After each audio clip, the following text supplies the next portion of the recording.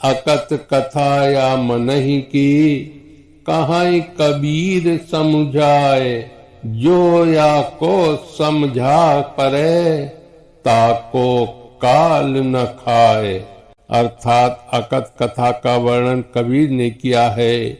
जो लोग इसे समझते हैं वे काल से प्रभावित नहीं होते। इस दोहे में कबीर ने अकथ कथा अकथनीय सत्य की बात की है और कहा है कि जो इसे समझते हैं वे समय के प्रभाव से मुक्त होते हैं। इसका मतलब है कि गहरे आत्मज्ञान और समझ से व्यक्ति काल और परिस्थितियों से परे हो जाता है। ये ज्ञान और आत्मज्ञान की अत्यधिक महत्वपूर्णता को दर्शाता है। सुर नर मुनि सब को ठगए, सुर नर मुनि सब को ठगए, मन ही लिया अवतार। जो कोई पाते बचे, तीन लोक ते न्यार। अर्थात देवता, मनुष्य और ऋषि सभी धोखाधड़ी करते हैं, मन को अपना साधन मानते हैं। जो इस धोखे से बच जाते हैं वे तीन लोकों से परे होते हैं।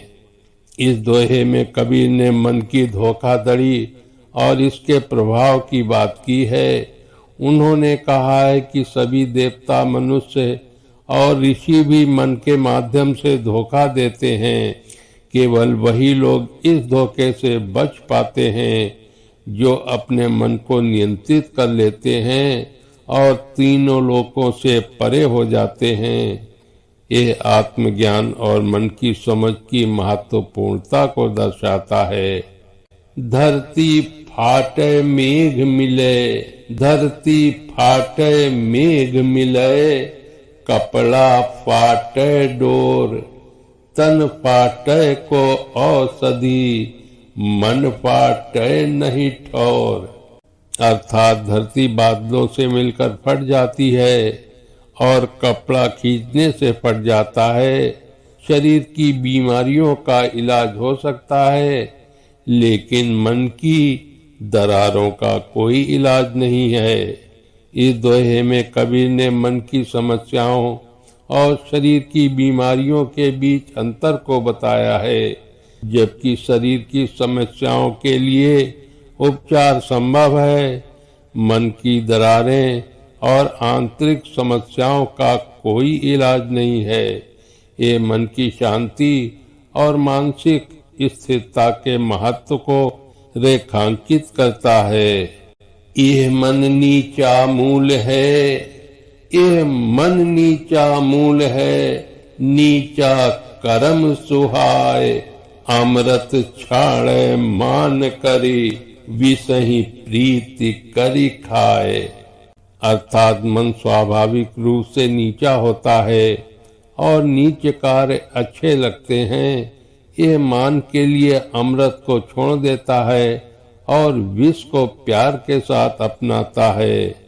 इस दोहे में कबीर ने मन की स्वाभाविक स्थिति और इसके व्यवहार की बात की है। उन्होंने बताया है कि मन अक्सर नीचे कार्यों को पसंद करता है और गर्व के लिए अमृत को छोड़ देता है, जबकि विष को अपनाता है। यह मन की स्वाभाविक प्रवृत्तियों और उनके परिणामों को दर्शाता है। मन को मारू फटक के, टूक टूक होए जाए। विष की क्यारी बोए के, लुनता क्यों पछिताए। अर्थात भले ही मैं मन को मारकर टुकड़े टुकड़े कर दूं, ये जिद्दी बना रहता है। विष बोने का पछतावा क्यों, जब यही मन कष्ट लाता है। इस दोहे में कबीर ने मन की कठोरता और इसके सुधार की कठिनाई पर प्रकाश डाला है। उन्होंने कहा है कि भले ही मन को कितनी भी सजा दी जाए, यह जिद्दी और कठिन होता है।